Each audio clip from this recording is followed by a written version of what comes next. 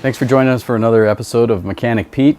Today we're going to be working on a Jeep Grand Cherokee for special guest Drew Dodds over here. He's got a brake shake, which sounds like we have a warped rotor. So the steering wheel kind of shakes and you can feel a pulsation in your brake pedal when you're stopping. So we're going to do brake pads on the front and rotors on the front, and then we're going to check the rears and probably do pads and rotors in the rear too. So let's get started. Okay, but the first thing that we wanted to do was we took a 10mm and we cracked open our bleeder screw right here, because it's a lot easier to get it loose when you have it still bolted up on the Jeep, on your mounting. These are a 17mm. We'll get these loose. Here, we'll back these all the way out, and then we'll take the caliper off.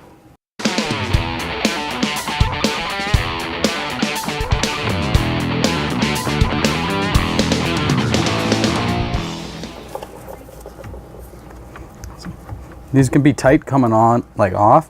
Let me show you a little trick that we do to, you can compress the caliper a little bit while you're on there. If you have a pry bar,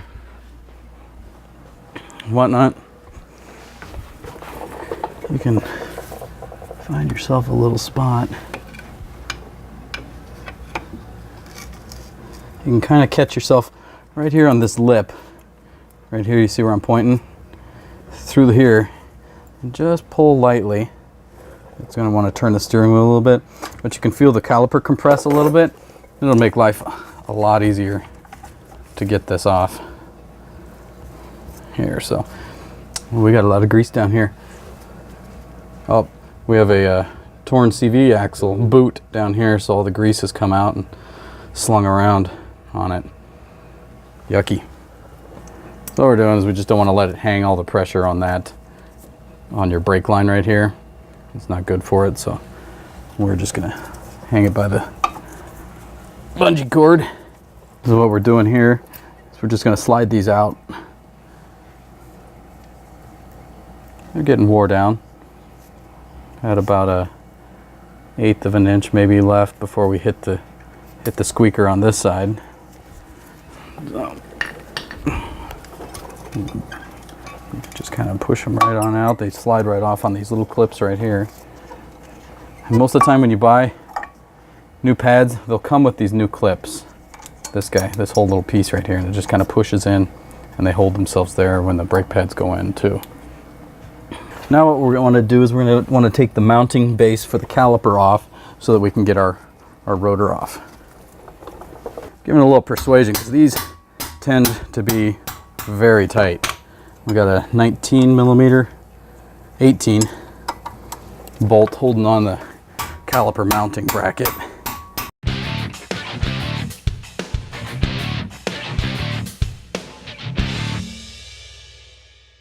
There's our mounting bracket.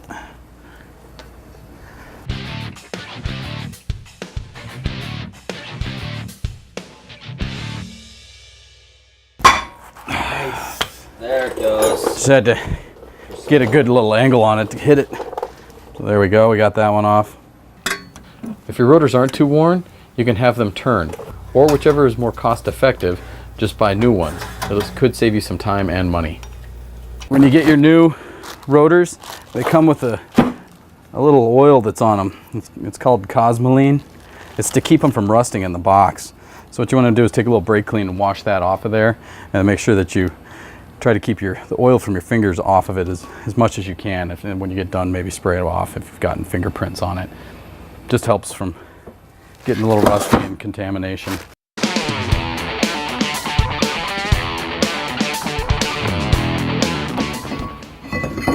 Bam, done.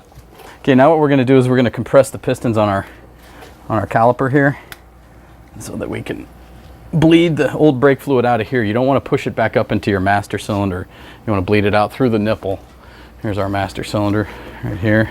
So what we're going to do is we're going to suck out all the old fluid in here too, and also replace all the fluid in the vehicle before we start bleeding the brakes. We'll have clean fluid throughout the whole system. Regular C-clamp usually works pretty good on domestic stuff here to compress your caliper. just really lightly on there, enough to where nobody's going to move. We're going to use the old brake pad to push these two pistons back into the caliper. I recommend using a clear tubing on the brake bleeder nipple, just so you can see the fluid and possibly bubbles. Have a bottle or bowl to catch the old fluid in.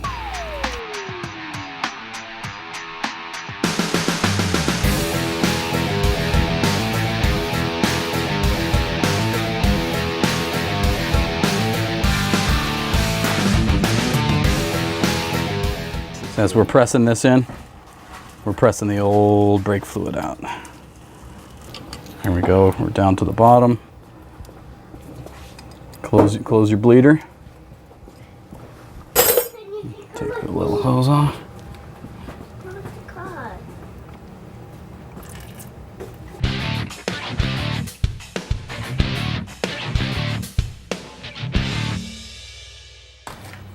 Comes with new clips.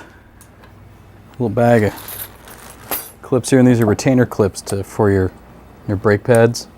Always a good idea to replace them when they give them to you. You can see these can get wore out and not hold them quite as tight. That one's a little more tighter than that one, you can see. So what we do, throw that one away, just push it on, just like that. And then we'll take this one off. You can get a little screwdriver behind them. They just pop right off. And just match them back up to the right side on it. That's the one we want. And just kind of, just like that. And repeat that for the bottom two, and then also for the other side. So I'm going to go ahead and do these two now too.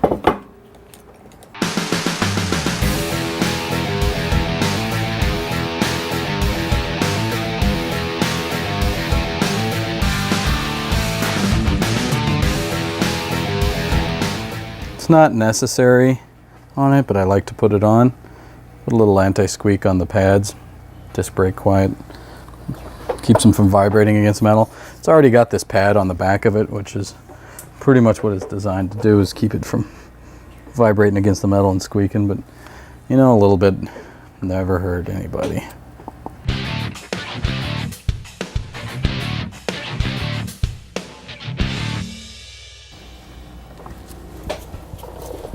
Get your caliper mounting bolts. You got to make sure that these little things are keyed the right way.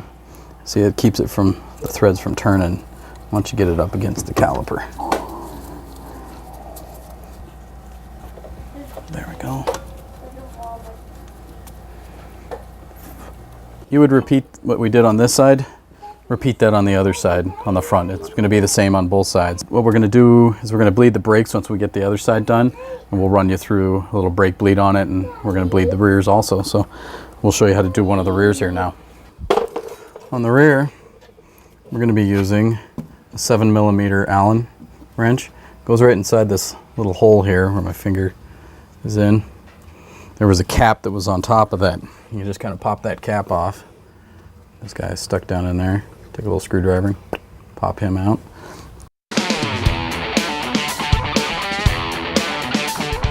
And there's also another one right here on the bottom.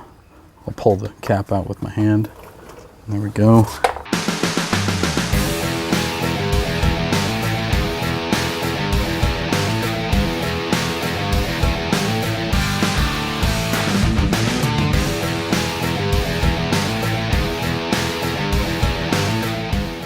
So on the rears, we have these different style. When we got the brake pads for the front, they thought that we had this style, with this wire on here. The wire's there to help hold the brake pads and stuff on. It's kind of a tricky because I think there's a wire on the back. So get a hold of it and just pull that straight out. See that little hole where I pulled it out of? You can kind of see it right there now. We'll do the same thing here. And it's kind of just a hair of an angle. It's not a straight out. So kind of come towards the front of it. Comes right off. There's your little clip retainer. Caliper should be free. We could just rock it straight back. Ooh, that one's a little toasty there. We don't have any brake pad left on this one. We're metal on metal. You can use the C-clamp like we did to compress the front caliper. For the rear, I used a press kit that I have. Either way works.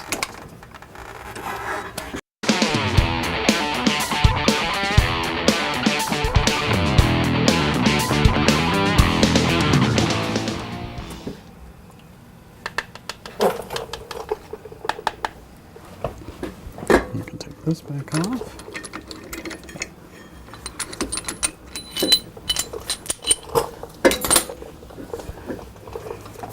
Hang him out of the way. Now we need to take the caliper mounting off so we can get the drum off. A little persuasion, you could do it that way. If you're feeling like you want to get gangster with it, you can always try to double wrench it like that and break it loose. Once you get your bolts out, just slips right off. Cool.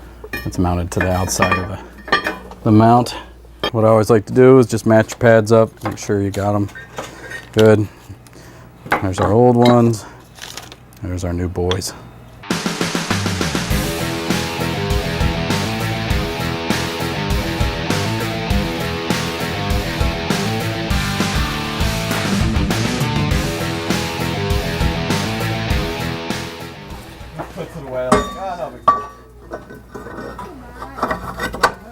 This is probably a better idea to do it before you put them all on. Just put a little on them. Give it 10 minutes to dry. Get our caliper mounting bracket back on.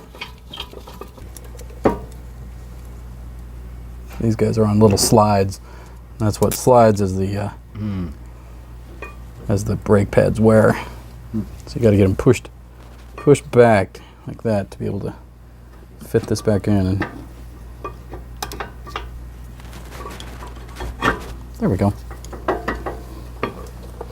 That way you can get your mounting holes lined up. Top one started. Then we'll start our back one. Almost like the blind one. We can't really see it. In here. I like to stick the Allen into it.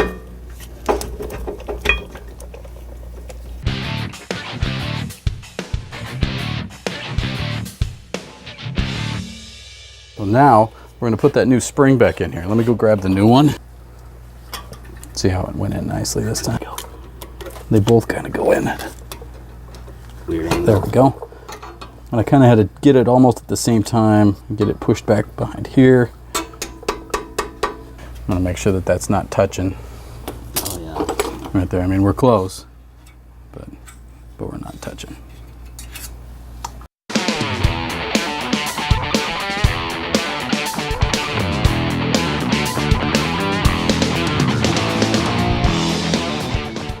So what we're doing here is now that we've got all 4 brakes changed, we're going to just take the fluid out of his master cylinder here as low as we can before we start opening them up. We're going to put fresh fluid back in here. With some freshy fresh. .3 brake fluid. So what we're going to do now is we're going to start here on this left brake. We'll bleed this one. So what we're doing now is he's pushing on the brake pedal, which is moving fluid down to the calipers and filling up the pistons, bringing the shoes and the pad, or the pad, excuse me, to pinching the rotor here. And then once we get pressure, we'll open up the bleeder and we'll bleed out if we got any air in here, and bleed the new fluid down to it. Okay, push hard. Okay, then it went to the floor. Okay, let it up, pump it up a couple times. Okay, now Okay, hold it. okay. Now it's to the floor. Okay, pump it up. Okay, hold it. Okay. Floor. All right, so we'll pump it up one more time. And hold it. And what we're looking for is nice clean fluid coming out and no bubbles. That's why I use a clear hose, is so you can see if you're getting any bubbles, and it would be sitting up here in the top of your hose. Okay, you holding it down? Yes. We're gonna go one more. The fluid looks nice and clear. You can see in the hose, the nice clear fluid. And then you would repeat the same process on all 4 of your brakes. You do the same on the rear, do the same on your right front, and then also on your right rear. And then you can just take a little brake clean that off right there, and then put your wheels and tires back on, and you're set to go. So as you're bleeding your brakes, especially if you're putting on new calipers on the front, because it takes a lot of fluid to refill that piston area back up, you always want to make sure that you're up here checking your fluid level. Right now, we're right about at our maximum level here, but we filled it all the way up here into the neck. So if we just filled it to the maximum, it'd been dropped down here. And if we were to do all four and not check the reservoir, you could start pumping air back into your system, which then it's real pain to get back out. So always keep it topped off while you're pumping. It's at a maximum level now, but I'm going to just fill it up because I know I've got 3 more brakes to bleed and don't want to run out. So other than that, good luck. Mechanic Pete signing off.